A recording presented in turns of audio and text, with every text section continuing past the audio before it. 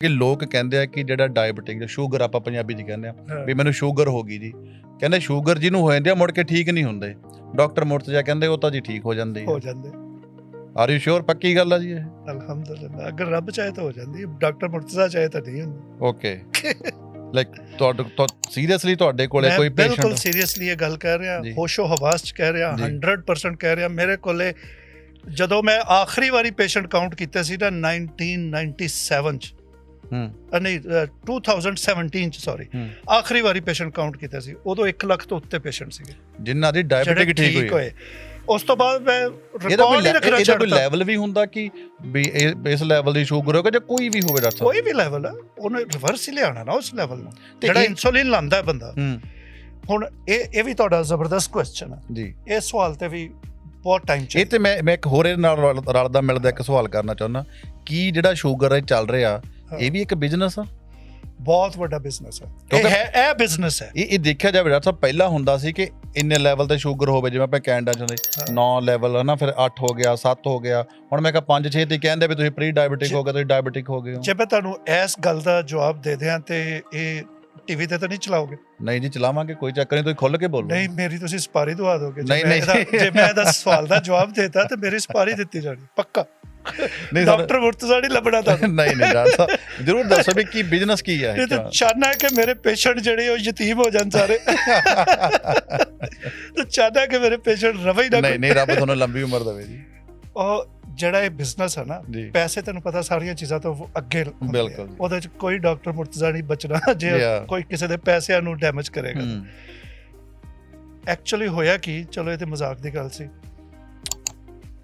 5 ਸਾਲ ਦੀ ਗੱਲ ਹੈ, 4 ਸਾਲ ਜਾਂ 5 ਸਾਲ, ਕੁਝ ਸਾਲ ਪਹਿਲੇ WHO world health organisation, UNO ਦਾ ਅਦਾਰਾ ਹੈ, ਤੁਹਾਨੂੰ ਪਤਾ ਜੀ, ਉਹ ਕਹਿੰਦਾ ਸੀਗਾ ਨਾਰਮਲ ਸ਼ੂਗਰ 8.5 ਹੈ। ਓਕੇ, 8.5 ਨੂੰ ਮਲਟੀਪਲਾਈ ਕਰਨਾ ਜ਼ਰਾ 18 ਨਾਲ, ਉਨੀ ਉਹ ਦੂਸਰੇ ਲੈਵਲ ਤੇ ਆ ਜਾਏਗੀ। ਠੀਕ ਹੈ ਜੀ। ਇਹ ਹੋ ਗਈ ਤਕਰੀਬਨ 8.5 150-60। ਠੀਕ ਹੈ ਜੀ। 150-53 ਹੋ ਗਈ। 8.5 ਮਲਟੀਪਲਾਈਡ ਬਾਈ 18, 153 ਜਾਂ 8.5 ਸ਼ੂਗਰ ਲੈਵਲ ਨਾਰਮਲ ਆ। ਓਕੇ, ਹੁਣ ਤੁਸੀਂ ਇਹ ਦੱਸੋ ਕਿ ਜੇ ਅਗਰ 4 ਸਾਲ ਪਹਿਲੇ 8.5 ਸ਼ੂਗਰ ਲੈਵਲ ਨਾਰਮਲ ਸੀ ਤੇ 3 ਸਾਲ ਪਹਿਲੇ 7.5 ਕਿਉਂ ਨਾਰਮਲ ਹੋ ਗਿਆ? ਇਹਦੇ ਪਿੱਛੇ ਹੁਣ ਸਾਇੰਸ ਦੱਸਾਂ ਕੀ ਹੋਈ ਜੀ। ਬਿਜ਼ਨਸ। ਇੱਕ ਗੋਲੀ ਆ ਮਸ਼ਹੂਰ ਮਾਰੂਫ, ਉਹਦਾ ਨਾਂ ਨਹੀਂ ਮੈਂ ਹੁਣ ਇੱਥੇ ਦੱਸਣਾ ਜੀ। ਉਹ ਬੇਸਿਕ ਗੋਲੀ ਸਮਝੀ ਜਾਂਦੀ ਹੈ ਸ਼ੂਗਰ ਦੀ, ਸ਼ੁਰੂ ਹੀ ਉਹਦੇ ਤੋਂ, ਹਰ ਕੋਈ ਖਾਂਦਾ, ਸ਼ੁਰੂ ਹੀ ਉਹਦੇ ਤੋਂ ਕਰਾਉਂਦੇ ਆ ਜਿਹਨੂੰ ਸ਼ੂਗਰ ਹੋ ਜਾਏ। ਉਸ ਗੋਲੀ ਨੇ ਕਿਹਾ ਕਿ ਸਾਨੂੰ $4 ਕਰੋੜ ਐਵਰੀ ਡੇ ਚਾਹੀਦਾ ਐਕਸਟਰਾ। ਸਾਡੇ ਜਿਹੜਾ ਆ ਰਿਹਾ ਨਾ 4 ਕਰੋੜ ਐਵਰੀ ਡੇ ਜੀ, ਜਿਹੜਾ ਬਿਜ਼ਨਸ ਆ ਰਿਹਾ ਨਾ, ਉਹਦੇ ਤੋਂ ਐਕਸਟਰਾ ਹੁਣ ਸਾਨੂੰ 4 ਕਰੋੜ ਐਕਸਟਰਾ ਚਾਹੀਦਾ ਐਵਰੀ ਡੇ। ਉਹਨਾਂ ਨੇ ਕੀ ਕੀਤਾ ਹੋਣਾ, ਉੱਥੇ ਕੋਈ ਨੰਬਰ ਘਟਾ ਮਰੋੜਿਆ ਹੋਣਾ, ਉੱਥੇ ਕੋਈ WHO 'ਚ ਕੋਈ ਜਿਹਨੂੰ ਰੋਜ਼ 4 ਕਰੋੜ ਆਉਂਦਾ ਹੈ, ਉਹ ਅਗਰ 10 ਕਰੋੜ ਕਿਸੇ ਨੂੰ ਦੇ ਵੀ ਦੇਗਾ, ਵੱਡੀ ਗੱਲ ਨਹੀਂ ਜੀ, ਕੋਈ ਵੱਡੀ ਗੱਲ ਨਹੀਂ। ਉਹ $4 ਕਰੋੜ ਲੈਣ ਲਈ ਉਹਨਾਂ ਨੇ ਲੈਵਲ 8.5 ਤੋਂ 7.5 ਕਰ, ਤੇ ਇੱਕ ਅੱਧੇ ਪੁਆਇੰਟ ਘਟਾਉਣ ਨਾਲ, 1 ਪੁਆਇੰਟ ਘਟਾਉਣ ਨਾਲ ਪਤਾ ਕਿੰਨਾ ਫਰਕ ਪਿਆ? ਕਿੰਨੇ ਬੰਦੇ ਆ ਗਏ? 4 ਕਰੋੜ ਤੋਂ ਜ਼ਿਆਦਾ ਬੰਦੇ ਨੈਟ 'ਚ ਆ ਗਏ, ਸ਼ੂਗਰ ਦੇ ਨੈਟ 'ਚ।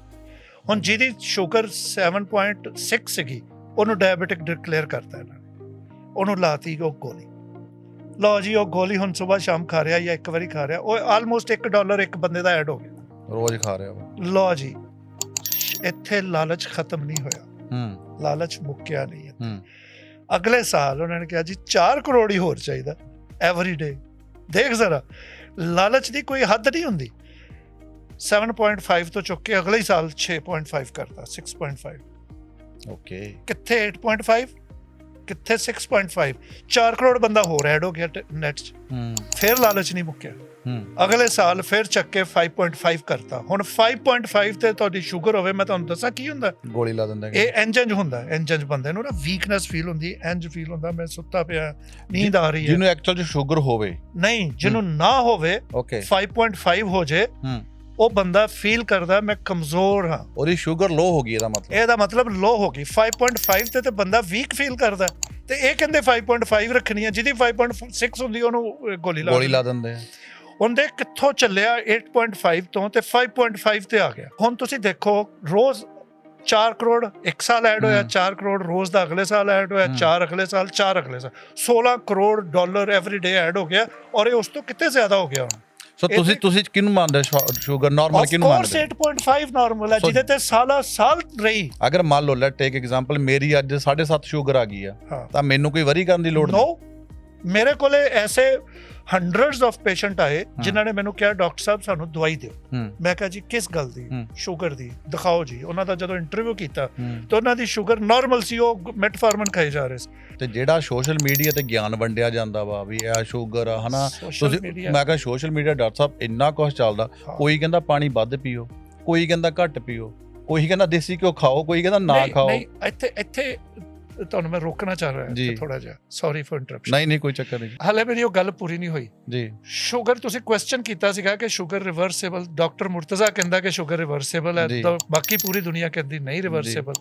ਡਾਕਟਰ ਮੁਰਤਜ਼ਾ ਅਨੋਖਾ ਹੀ ਦੁਨੀਆ ਤੋਂ ਆ ਗਿਆ ਜੀ। ਸ਼ੂਗਰ ਰਿਵਰਸੇਬਲ ਹੈ, ਇਹ ਤੁਸੀਂ ਕਨਫਰਮ ਕੀਤਾ ਪਹਿਲਾਂ ਜੀ? ਕਿਵੇਂ? ਹੁਣ ਰਿਵਰਸੇਬਲ ਕਿਵੇਂ ਹੈ ਸ਼ੂਗਰ? ਦੇਖੋ, ਤੁਸੀਂ ਕਹਿੰਦੇ ਹੋ ਕਿ ਸ਼ੂਗਰ ਹੁੰਦੀ ਕਿੱਥੋਂ ਆ? ਪੈਨਕ੍ਰੀਆਸ ਤੋਂ। ਹਾਂ ਜੀ, ਜਿਹਨੂੰ ਲਬਲਬਾ ਕਹਿੰਦੇ। ਉਹਦੇ ਚ ਹੁੰਦਾ ਕੀ ਹੈ, ਕਿਹੜੇ ਸੈੱਲ ਹੁੰਦੇ? ਉਹਦੇ ਚ ਇੱਕ ਬੀਟਾ ਸੈਲਸ ਹੁੰਦੇ, ਇੱਕ ਅਲਫਾ ਸੈਲਸ ਹੁੰਦੇ। ਜਿਹੜੇ ਬੀਟਾ ਸੈਲਸ ਆ ਉਹ ਇਨਸੂਲਿਨ ਪੈਦਾ ਕਰਦੇ, ਤੇ ਜਿਹੜੇ ਅਲਫਾ ਸੈੱਲ ਆ ਉਹ ਉਹਨੂੰ ਪੋਟੈਂਟ ਕਰਦੇ ਆ, ਯਾਨੀ ਉਹਨੂੰ ਇਸ ਕਾਬਲ ਕਰਦੇ ਆ ਕਿ ਉਹ ਕੰਮ ਕਰੇ। ਇਨਸੂਲਿਨ ਕੱਲੀ ਪੈਦਾ ਹੋ ਜਾਣਾ ਕਾਫੀ ਨਹੀਂ ਹੈ, ਉਹ ਇਸ ਕਾਬਲ ਹੋਣਾ ਇਨਸੂਲਿਨ ਕਿ ਉਹ ਕੰਮ ਕਰੇ, ਉਹ ਜ਼ਰੂਰੀ ਹੈ। ਕਈਆਂ ਲੋਕਾਂ ਦੇ ਇਨਸੂਲਿਨ ਪੂਰੀ ਪੈਦਾ ਹੋ ਰਹੀ ਹੈ, ਉਹ ਇੰਪੋਟੈਂਟ ਹੈ, ਨਮਰਦ ਜਿਹਨੂੰ ਕਹਿੰਦੇ ਆਪਾਂ, ਉਹ ਨਜਾਇਜ਼ ਇਨਸੂਲਿਨ ਹੈ, ਉਹ ਕੰਮ ਨਹੀਂ ਕਰਦਾ। ਅਲਫਾ ਸੈੱਲ ਕੰਮ ਨਹੀਂ ਕਰ ਰਿਹਾ। ਹੁਣ ਬੀਟਾ ਸੈੱਲ ਦੀ ਸਪੋਜ਼ ਤੁਸੀਂ 100 ਗ੍ਰਾਮ ਤੁਸੀਂ ਮਿੱਠਾ ਖਾ ਲਿਆ। ਹੁਣ ਜਿਹੜੇ ਬੀਟਾ ਸੈੱਲ ਹੈ, ਲੈਟ ਸਪੋਜ਼ ਉਹ 1 ਮਿਲੀਅਨ ਬੀਟਾ ਸੈੱਲ ਆ ਤੁਹਾਡੇ, ਉਹਨਾਂ ਨੇ ਆਪਣੀ ਦੌੜ ਲਾਤੀ, ਉਹ ਫੌਜੀਆਂ ਨੇ ਆਪਣਾ ਬਿਜ਼ਨਸ ਸ਼ੁਰੂ ਕਰਤਾ, ਇਨਸੂਲਿਨ ਬਣਾਉਣੀ ਸ਼ੁਰੂ। ਉਹਨਾਂ ਨੇ 100 ਗ੍ਰਾਮ ਮਿੱਠੇ ਨੂੰ ਜਾ ਕੇ ਇਨਸੂਲਿਨ ਨੇ ਬ੍ਰੇਕ ਕੀਤਾ, ਅਲਫਾ ਸੈੱਲ ਨੇ ਉਹਨੂੰ ਪੋਟੈਂਟ ਇਨਸੂਲਿਨ ਕੀਤਾ, ਬੀਟਾ ਸੈੱਲ ਨੇ ਬਣਾਇਆ, ਉਹਨੇ ਜਾ ਕੇ ਉਹਨੂੰ ਬ੍ਰੇਕ ਕੀਤਾ। ਉਹ ਜਿਹੜਾ 100 ਗ੍ਰਾਮ ਤੁਸੀਂ ਖਾਧਾ ਸੀ ਮਿੱਠਾ, ਉਹ એનર્ਜੀ 'ਚ ਕਨਵਰਟ ਕਰਤਾ, એનર્ਜੀ 'ਚ ਕਨਵਰਟ ਕਰਕੇ ਤੁਹਾਡੀ ਬੋਡੀ ਦਾ ਉਹ ਹਿੱਸਾ ਬਣ ਗਿਆ, ਪਾਰਟ ਬਣ ਗਿਆ। ਕੋਈ ਮਸਲ ਬਣ ਗਿਆ, ਕੋਈ ਵਿਟਾਮਿਨ ਬਣ ਗਿਆ, ਕੋਈ ਇਹ ਬਣ ਗਿਆ, ਕੋਈ ਉਹ ਬਣ ਗਿਆ। ਇਹਨੂੰ ਕਹਿੰਦੇ ਮੈਟਾਬੋਲਿਜ਼ਮ। ਮੈਟਾਬੋਲਾਈਜ਼ ਕਰਤਾ ਉਹਨੇ। ਜਦੋਂ ਮੈਟਾਬੋਲਾਈਜ਼ ਹੋ ਗਿਆ, ਤੁਸੀਂ ਨਾਰਮਲ ਇਨਸਾਨ ਹੋ। ਇਸ ਤਰ੍ਹਾਂ ਹੀ ਹੈ। ਹੁਣ ਬੀਟਾ ਸੈੱਲ ਨੇ ਮੈਟਾਬੋਲਾਈਜ਼ ਕਰਨ ਲਈ ਇਨਸੂਲਿਨ ਨਹੀਂ ਬਣਾਈ, ਜਾਂ ਅਲਫਾ ਸੈੱਲ ਨੇ ਉਹ ਇਨਸੂਲਿਨ ਪ੍ਰੋਪਰ ਨਹੀਂ ਬਣਾਉਣ ਦਿੱਤੀ, ਤੇ ਤੁਹਾਡਾ 100 ਗ੍ਰਾਮ ਮਿੱਠਾ ਜਿਹੜਾ ਉਹ ਖੂਨ 'ਚ ਫਿਰੀ ਜਾ ਰਿਹਾ। ਤੁਸੀਂ ਸ਼ੂਗਰ ਚੈੱਕ ਕੀਤੀ ਤਾਂ 350 ਆਈ। ਇਹਦਾ ਮਤਲਬ ਤੁਹਾਨੂੰ ਸ਼ੂਗਰ ਹੈਗੀ ਆ, ਤੁਹਾਡੇ ਬੀਟਾ ਸੈੱਲ ਨੇ ਕੰਮ ਨਹੀਂ ਕੀਤਾ, ਤੁਹਾਡੇ ਅਲਫਾ ਸੈੱਲ ਨੇ ਕੰਮ ਨਹੀਂ ਕੀਤਾ। ਜੇ ਤੁਹਾਨੂੰ ਸ਼ੂਗਰ ਹੈਗੀ ਆ ਤੇ ਤੁਸੀਂ ਦਵਾਈ ਖਾਓਗੇ। ਇਸ ਤਰ੍ਹਾਂ ਹੀ ਹੈ। ਹੁਣ ਇਹ ਕੀ ਕਹਿੰਦੇ ਨੇ ਕਿ ਬੀਟਾ ਸੈੱਲ, ਪੈਨਕ੍ਰੀਆਸ ਡੈਡ ਹੋ ਗਿਆ, ਜਿਹਦੀ ਵਜ੍ਹਾ ਤੋਂ ਸ਼ੂਗਰ ਹੋਈ। ਇਹੀ ਕਹਿੰਦੇ ਨੇ ਇਨਸਾਨ ਦੀ ਬੋਡੀ ਦਾ ਇੱਕ ਅਸੂਲ ਆ, ਸੁਨਹਿਰੀ ਅਸੂਲ ਜੀ। ਤੁਹਾਡੇ ਜਿਸਮ 'ਚ ਕੋਈ ਪਾਰਟ ਡੈਡ ਹੋ ਗਿਆ ਨਾ, ਉਹ ਕੈਂਸਰ ਬਣ ਜਾਏ। ਕੋਈ ਸੈੱਲ ਡੈਡ ਹੋ ਗਿਆ ਨਾ, ਕੈਂਸਰ ਕੀ ਹੁੰਦਾ? ਟਿਊਮਰ ਕਹਿੰਦੇ ਨਾ, ਟਿਊਮਰ। ਹਾਂਜੀ, ਉਹ ਉੱਥੇ ਡੈਡ ਸੈਲਸ ਨੇ, ਇਹਨੂੰ ਕਹਿੰਦੇ ਕੈਂਸਰ ਸੈਲਸ। ਕੈਂਸਰਸ ਸੈਲਸ ਜਿਹੜੇ ਉੱਥੇ ਬਣ ਗਏ, ਉਹ ਡੈਡ ਸੈਲਸ ਨੇ। ਉਹ ਜਦੋਂ ਡੈਡ ਸੈਲਸ ਬਣ ਜਾਂਦੇ ਨੇ ਇੱਕ ਜਗ੍ਹਾ ਤੇ, ਫਿਰ ਉਹ ਫੈਲਦੇ ਪੂਰੀ ਬੋਡੀ 'ਚ, ਤੇ ਜਦੋਂ ਫੈਲ ਜਾਂਦੇ ਡੈਥ ਹੋ ਜਾਂਦੀ। ਉਹ ਜੀ ਅਗਰ ਤੁਹਾਡਾ ਪੈਨਕ੍ਰੀਆਸ ਡੈਡ ਹੋ ਗਿਆ, ਕਾਮਨ ਸੈਂਸ ਦਾ ਫਿਰ ਸਵਾਲ, ਉਹ ਕੈਂਸਰ ਕਿਉਂ ਨਹੀਂ ਬਣਿਆ? ਜੇ ਉਹ ਡੈਡ ਹੋ ਗਿਆ, ਬੀਟਾ ਸੈੱਲ ਡੈਡ ਹੋ ਗਿਆ, ਇੱਕ ਵੀ ਡੈਡ ਹੋ ਗਿਆ, ਸਪੋਜ਼ 1 ਮਿਲੀਅਨ 'ਚੋਂ ਇੱਕ ਡੈਡ ਹੋ ਗਿਆ, ਉਹ ਕਹਿੰਦੇ ਬੀਟਾ ਸੈੱਲ ਤਾਂ ਮਰ ਕੇ ਤਾਂ ਜ਼ਿੰਦਾ ਹੀ ਨਹੀਂ ਹੁੰਦੇ ਨਾ। ਤੇ ਹੋਮਿਓਪੈਥੀ ਤੇ ਕੀ ਕੰਮ ਕਰਦੀ? ਸੁਣੋ ਨਾ ਜੀ, ਬੀਟਾ ਸੈੱਲ ਮਰ ਕੇ ਤਾਂ ਜ਼ਿੰਦਾ ਹੀ ਨਹੀਂ ਹੁੰਦੇ, ਏਦਾਂ ਹੀ ਕਹਿੰਦੇ ਆ ਨਾ, ਤੇ ਉਹ ਤਾਂ ਕਿੱਦਾਂ ਸ਼ੂਗਰ ਠੀਕ ਹੋ ਜੂਗੀ? ਜਦੋਂ ਬੀਟਾ ਸੈੱਲ ਡੈਡ ਹੋ ਗਿਆ, ਉਹ ਕੈਂਸਰ ਕਿਉਂ ਨਹੀਂ ਬਣਿਆ? ਉਹ ਡੈਡ ਹੋਇਆ ਹੀ ਨਹੀਂ ਸੀ, ਉਹ ਬੇਹੋਸ਼ ਹੋਇਆ, ਮਦਹੋਸ਼ ਹੋਇਆ, ਉਹਨੇ ਆਪਣਾ ਕੰਮ ਛੱਡਿਆ, ਉਹ ਮਰਿਆ ਨਹੀਂ। ਅਗਰ ਉਹ ਮਰ ਜਾਂਦਾ, ਉਹ ਕੈਂਸਰ ਬਣ ਜਾਣਾ ਸੀ। ਬੀਟਾ ਸੈਲਸ ਦਾ ਵੀ ਤਾਂ ਕੋਈ ਵਿਟਾਮਿਨ ਹੋਏਗਾ ਨਾ, ਉਹਨੂੰ ਉਹ ਵਿਟਾਮਿਨ ਦਿਓ। ਉਹ ਜਿਹੜਾ ਫੌਜੀ ਮਦਹੋਸ਼ ਹੋਇਆ, ਉਹਨੂੰ ਹੋਸ਼ ਚ ਲਿਆਓ। ਉਹ ਜਦੋਂ ਹੋਸ਼ ਚ ਆਏਗਾ, ਆਪਣਾ ਉਹ ਕੰਮ ਕਰੇਗਾ, ਤੇ ਉਹ ਇਨਸੂਲਿਨ ਬਣਾਏਗਾ।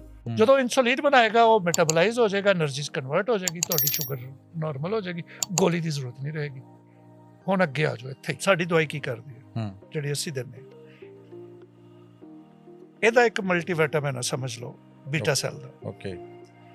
ਜਿਹੜਾ ਮੋਸਟਲੀ ਸਾਡੇ 7-8 ਇੰਗਰੀਡੀਐਂਟ ਹੈ, ਉਹਨਾਂ 'ਚ ਇੱਕ ਮੇਨ ਇੰਗਰੀਡੀਐਂਟ ਹੈ ਸਪਿਨਸ। ਪਤਾ ਕਿਹਨੂੰ ਕਹਿੰਦੇ ਸਪਿਨਸ?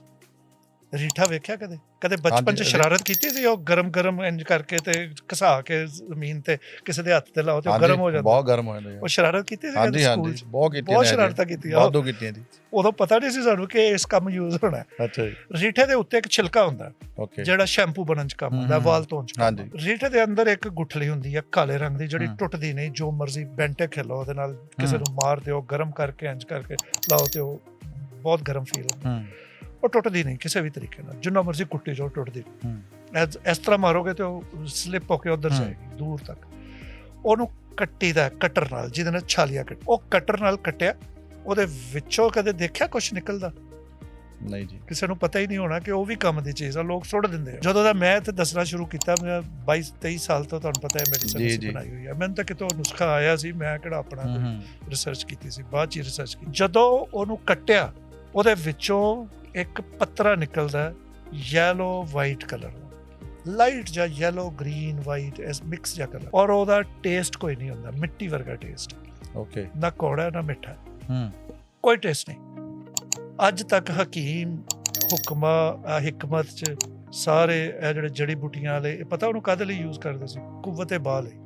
ਕੁਵ്ਵਤ ਬਾਹ ਕੀ ਆ? ਮਰਦਾਨਾ ਤਾਕਤ ਲਈ। ਓਕੇ, ਗਾੜਾ ਕਰਨ ਲਈ ਜਿਸਮ ਚ ਜਿਹੜਾ ਮਾਦਾ ਇਨਸਾਨ ਦਾ ਜੀ, ਉਹਦੇ ਲਈ ਉਹ ਯੂਜ਼ ਕਰਦੇ ਸੀ। ਕਿਸੇ ਨੂੰ ਇਹ ਪਤਾ ਹੀ ਨਹੀਂ ਸੀ ਕਿ ਬੀਟਾ ਸੈੱਲ ਦੀ ਦਵਾਈ ਹੈ, ਕਿਸੇ ਦੇ ਕੰਨੋਂ ਕੰਨ ਖਬਰ ਨਹੀਂ ਸੀ ਕਿ ਬੀਟਾ ਸੈੱਲ ਦੀ ਇਹ ਵਿਟਾਮਿਨ ਹੈ। ਮੈਨੂੰ ਕਿਹਨੇ ਦੱਸਿਆ? ਇੱਕ ਬੱਕਰੀਆਂ ਚਰਾਉਣ ਵਾਲੇ ਚਰਵਾਹੇ ਨੇ, ਜਿਹੜਾ ਕੋਈ ਹੋਰ ਹੀ ਸ਼ਾਇਦ ਸੀ, ਉਹ ਚਰਵਾਹਾ ਨਹੀਂ ਸੀ ਜੀ। ਉਹ ਬੀਟਾ ਸੈੱਲਸ ਦੀ ਦਵਾਈ ਜਦੋਂ ਉਹਨਾਂ ਨੂੰ ਪਹੁੰਚਦੀ ਹੈ ਤੇ ਉਹਨਾਂ ਦੀਆਂ ਅੱਖਾਂ ਖੁੱਲ ਜਾਂਦੀਆਂ। ਉਹ ਜਦੋਂ ਉਹਨਾਂ ਦੀਆਂ ਅੱਖਾਂ ਖੁੱਲ ਜਾਂਦੀਆਂ ਤੇ ਉਹ ਆਪਣਾ ਕੰਮ ਸ਼ੁਰੂ ਕਰ ਦਿੰਦੇ। ਜਦੋਂ ਆਪਣਾ ਕੰਮ ਸ਼ੁਰੂ ਕਰਦੇ ਆ, ਅਸੀਂ ਦਵਾਈ ਸ਼ੁਰੂ ਕਰਦੇ ਆ 4 ਗੋਲੀਆਂ ਤੋਂ, 6 ਘੰਟੇ ਬਾਅਦ 1 ਗੋਲੀ।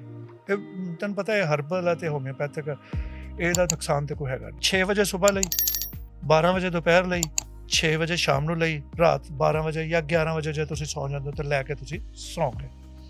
4 ਗੋਲੀਆਂ ਤੋਂ ਸ਼ੁਰੂ ਕੀਤਾ, ਉਸ ਬੰਦੇ ਦੀ ਸ਼ੂਗਰ ਨਾਰਮਲ ਹੋ ਜਾਂਦੀ ਹੈ। ਜਿਹੜਾ ਇਨਸੂਲਿਨ ਦੇ 100 ਯੂਨਿਟ ਲਾ ਰਿਹਾ, 8 ਗੋਲੀਆਂ ਵੀ ਖਾ ਰਿਹਾ, ਉਹਦੀ ਸ਼ੂਗਰ 16, 18, 12, 26, 20 ਇੱਥੇ ਰਹਿੰਦੀ ਹੈ। ਇਹੋ ਜਿਹੇ ਮੇਰੇ ਕੋਲ ਬੜੀਆਂ ਐਗਜ਼ਾਮਪਲ, ਬੜੇ ਲੋਕ ਇਹਦੇ ਨਾਲ। ਔਰ ਉਹ 4 ਗੋਲੀਆਂ ਚ ਪਹਿਲੀ ਗੋਲੀ ਖਾਧੀ ਤੇ ਉਹਦੀ ਸ਼ੂਗਰ 10 ਹੋ ਗਈ, 8 ਹੋ ਗਈ।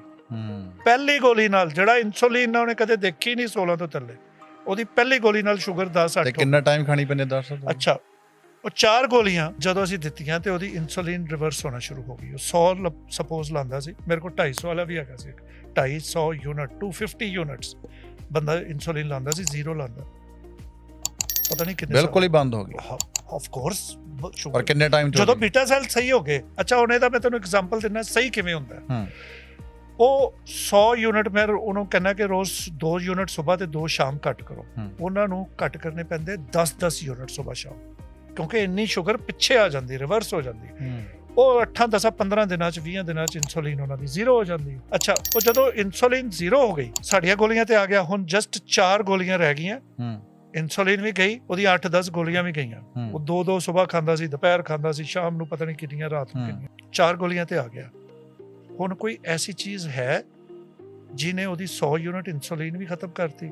ਕਿਹੜੀ ਚੀਜ਼ ਨੇ ਕੀਤੀ? ਉਹਦੇ ਬੀਟਾ ਸੈੱਲ ਨੇ ਕੰਮ ਕਰਨਾ ਸ਼ੁਰੂ ਕਰ ਦਿੱਤਾ। ਹੁਣ ਅੱਗੇ ਇੱਥੇ ਨਹੀਂ ਬ੍ਰੇਕ ਲੱਗੀ ਜੀ। ਉਹ 4 ਗੋਲੀਆਂ ਜਿਹੜੀਆਂ 6-6 ਘੰਟੇ ਤੇ ਇੱਕ ਦਿੰਦੇ ਅਸੀਂ, ਉਹ ਜਦੋਂ ਉਹਦੀ ਸ਼ੂਗਰ 6 ਦੇ ਅਰਾਊਂਡ ਆ ਗਈ, ਉਹਦੇ ਵਿੱਚੋਂ ਇੱਕ ਅੱਧੀ ਵਾਰੀ ਡਾਊਨ ਵੀ ਹੋਣ ਲੱਗ ਗਈ, ਇਹ ਵਾਲੀ ਕੰਡੀਸ਼ਨ ਵੀ ਆਉਣ ਲੱਗ ਗਈ।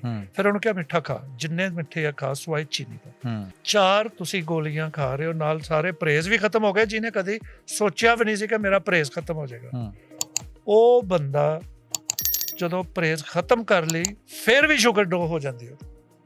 ਹੁਣ ਕੀ ਕਰਨਾ? ਹੁਣ ਉਹ 4 ਗੋਲੀਆਂ ਨੂੰ 3 ਕਰਨਾ, ਯਾਨੀ 6-6 ਘੰਟੇ ਤੇ ਗੋਲੀ ਜਿਹੜੀ ਖਾ ਰਹੇ ਸੀ ਉਹਨੂੰ 8-8 ਘੰਟੇ ਤੇ ਲੈ ਆਏ। ਜਦੋਂ ਉਹਨੂੰ 8-8 ਘੰਟੇ ਤੇ ਲੈ ਆਏ, 25% ਮੈਡੀਸਿਨ ਘਟ ਗਈ, ਇੱਕ ਗੋਲੀ ਘਟ ਗਈ ਜੀ। ਉਹ 25% ਕੌਣ ਕੰਮ ਕਰ ਰਿਹਾ? ਬੀਟਾ ਸੈੱਲ। ਨਵੇਂ 25% ਐਡ ਹੋ ਗਏ। ਇੱਥੇ ਬ੍ਰੇਕ ਨਹੀਂ ਲੱਗੀ। ਸਾਡੇ ਪੇਸ਼ੈਂਟ ਦੀ ਦਵਾਈ ਫੇਰ ਘਟਦੀ, 12-12 ਘੰਟੇ ਤੇ ਆਉਂਦੀ ਹੈ। ਮਿੱਠਾ ਖਾ ਰਿਹਾ, 12-12 ਘੰਟੇ ਤੇ ਆ ਗਈ। 25% ਹੋਰ ਐਡ ਅਪ ਹੋ ਗਏ ਬੀਟਾ ਸੈੱਲ। ਕਿੰਨੇ ਟੋਟਲ ਐਡ ਹੋ ਗਏ? 50%। ਜੇ ਤੁਹਾਡੇ 50 ਬੀਟਾ ਸੈੱਲ, ਸਪੋਜ਼ ਬੀਟਾ ਸੈੱਲਸ ਮਿਲੀਅਨਸ ਹੁੰਦੇ, 50 ਬੀਟਾ ਸੈੱਲਸ ਅਗਰ ਤੁਹਾਡੇ ਸੁੱਤੇ ਹੋਏ ਸੀ, ਕੰਮ ਨਹੀਂ ਸੀ ਕਰ ਰਹੇ, ਤੇ ਉਹਨਾਂ ਚੋਂ 25 ਐਡ ਹੋ ਗਏ। ਜਾਂ 100 ਨਹੀਂ ਸੀ ਕੰਮ ਕਰ ਰਹੇ ਤੇ 50 ਐਡ ਹੋ ਗਏ। ਹੁਣ ਪਿੱਛੇ ਰਹਿ ਗਏ 50। ਉਹਦੀ ਜਗ੍ਹਾ ਤੇ ਤੁਸੀਂ 2 ਗੋਲੀਆਂ ਖਾ ਰਹੇ ਹੋ। ਹੁਣ ਤੁਹਾਡੀ ਕਿਤੇ ਬ੍ਰੇਕ ਲੱਗਣੀ ਹੈ ਜਾਂ ਇਹ 2 ਗੋਲੀਆਂ ਤੇ ਲੱਗ ਜਾਣੀ ਹੈ, ਫਿਰ ਹੋਰ ਥੋੜੇ ਦਿਨਾਂ ਬਾਅਦ ਉਹਦੀ ਸ਼ੂਗਰ ਲੋ ਹੋਣੀ ਸ਼ੁਰੂ ਹੋ ਜਾਂਦੀ, ਫਿਰ ਅਸੀਂ ਗੋਲੀ ਅੱਧੀ ਕਰ ਦਿੰਦੇ, 1 ਗੋਲੀ ਤੇ ਆ ਗਿਆ 25% ਹੋਰ ਐਡ ਹੋ ਗਿਆ, ਫਿਰ ਹੋਰ ਸ਼ੂਗਰ ਘਟਦੀ ਆ ਉਹਦੀ, ਇਹ ਖਾ ਕੇ ਮਿੱਠਾ ਖਾ ਕੇ ਸਭ ਕੁਝ ਖਾ ਕੇ ਫਿਰ ਹੋਰ ਸ਼ੂਗਰ ਘਟਦੀ, ਕਿਉਂਕਿ ਬੀਟਾ ਸੈੱਲ ਕੰਮ ਕਰ ਰਹੇ, ਫਿਰ ਉਹ ਇੱਕ ਟਾਈਮ ਅੱਧੀ ਗੋਲੀ ਤੇ ਕਰਦੇ। ਹੁਣ ਉਹਦੇ ਬੀਟਾ ਸੈੱਲ ਚੰਦ ਹੀ ਰਹਿ ਗਏ ਜਿਹੜੇ ਖਰਾਬ ਆ। ਕਿਤੇ ਤੁਹਾਡੀ ਬ੍ਰੇਕ ਲੱਗ ਜਾਣੀ, ਜਿੱਥੇ ਜਾ ਕੇ ਬੀਟਾ ਸੈੱਲਸ ਦੀ ਕੈਪੈਸਿਟੀ ਮੁੱਕ ਜਾਣੀ, ਉੱਥੇ ਤੁਹਾਡੀ ਬ੍ਰੇਕ ਲੱਗ ਜਾਣੀ। ਉਹ ਗੋਲੀ ਅੱਧੀ ਤੇ ਲੱਗ ਜੇ, ਉਹ 1 ਗੋਲੀ ਤੇ ਲੱਗ ਜੇ, ਉਹ 2 ਤੇ ਲੱਗ ਜੇ, ਉਹ 1 ਦਿਨ ਛੱਡ ਕੇ ਵੀ ਅੱਧੀ ਖਵਾਉਂਦੇ ਅਸੀਂ। ਐਸੇ ਵੀ ਪੇਸ਼ੈਂਟ ਆ ਜਿਹੜੇ ਹਫ਼ਤੇ 'ਚ ਅੱਧੀ ਗੋਲੀ ਖਾਂਦੇ, ਔਰ ਜਿੱਦਣ ਖਾਂਦੇ ਉਹਨਾਂ ਨੂੰ ਉਦਣ ਮਿੱਠਾ ਖਾਣਾ ਪੈਂਦਾ ਨਾਲ, ਨਹੀਂ ਤੇ ਉਹ ਉਹਨਾਂ ਦੀ ਸ਼ੂਗਰ ਲੋ ਹੋ ਜਾਂਦੀ ਹੈ। ਐਸੇ ਵੀ ਆ ਜਿਹੜੇ ਮਹੀਨੇ 'ਚ ਅੱਧੀ ਗੋਲੀ ਖਾਂਦੇ। ਉਹ ਮੈਂ ਕਿਉਂ ਖਵਾਉਣਾ ਅੱਧੀ ਗੋਲੀ? ਉਹ ਇਸ ਤੋਂ ਖਵਾਉਣਾ, ਮੈਂ ਕਹਿੰਦਾ ਕਿ ਜਿਹੜੇ ਬੀਟਾ ਸੈੱਲਸ ਦੇ ਇੱਕ ਵਾਰੀ ਡੈਮੇਜ ਹੋ ਕੇ ਦੁਬਾਰਾ ਰਿਕਵਰ ਹੋਏ, ਉਹ ਦੁਬਾਰਾ ਨਾ ਡੈਮੇਜ ਹੋ ਜਾਣ, ਉਹਨਾਂ ਨੂੰ ਥੋੜਾ ਥੋੜਾ ਵਿਟਾਮਿਨ ਮਿਲਦਾ। ਉਹ ਅੱਧੀ ਗੋਲੀ ਮਹੀਨੇ 'ਚ, ਵਰਨਾ ਅਗਰ ਕੋਈ ਛੱਡ ਦੇਵੇ, ਬਹੁਤ ਸਾਰੇ ਨੇ ਛੱਡ ਵੀ ਦਿੱਤੀ ਹੈ, ਉਹ ਸਾਲ 6 ਮਹੀਨੇ ਤਾਂ ਉਹਦੀ ਸ਼ੂਗਰ ਵੱਧਦੀ ਨਹੀਂ। ਸਾਲ 6 ਮਹੀਨੇ ਬਾਅਦ ਜਦੋਂ ਫਿਰ ਪ੍ਰੈਸ਼ਰ ਪੈਂਦਾ ਬੀਟਾ ਸੈੱਲ ਤੇ, ਫਿਰ ਉਹ ਥੋੜੀ ਉਹਨੇ ਇਸ ਲੈਵਲ ਤੱਕ ਠੀਕ ਹੋ ਸਕਦੀ ਹੈ। ਯਾਨੀ ਤੁਸੀਂ ਅੱਧੀ ਗੋਲੀ 1 ਦਿਨ ਤੇ ਆ ਗਏ, ਜਾਂ 1 ਦਿਨ ਛੱਡ ਕੇ ਤੇ ਆ ਗਏ, ਜਾਂ 1 ਵੀਕ ਛੱਡ ਕੇ ਆ ਗਏ, ਜਾਂ 1 ਮਹੀਨਾ ਛੱਡ ਕੇ ਤੇ ਆ ਗਏ। ਉਹ ਜਸਟ ਇੱਕ ਸਪੋਰਟ ਆ ਤੁਹਾਨੂੰ, ਛੋਟੀ ਇੱਕ ਸਪੋਰਟ ਆ, ਕੋਈ ਵੱਡੀ ਦਵਾਈ ਨਹੀਂ। ਕਿੱਥੇ ਤੁਸੀਂ 100 ਯੂਨਿਟ ਇਨਸੂਲਿਨ ਲਾਉਂਦੇ ਸੀ, ਕਿੱਥੇ ਤੁਸੀਂ ਨਾਲ 8-10 ਗੋਲੀਆਂ ਖਾਂਦੇ ਸੀ, ਕਿੱਥੇ ਤੁਸੀਂ ਹੁਣ ਅੱਧੀ ਗੋਲੀ ਤੇ ਆ ਗਏ।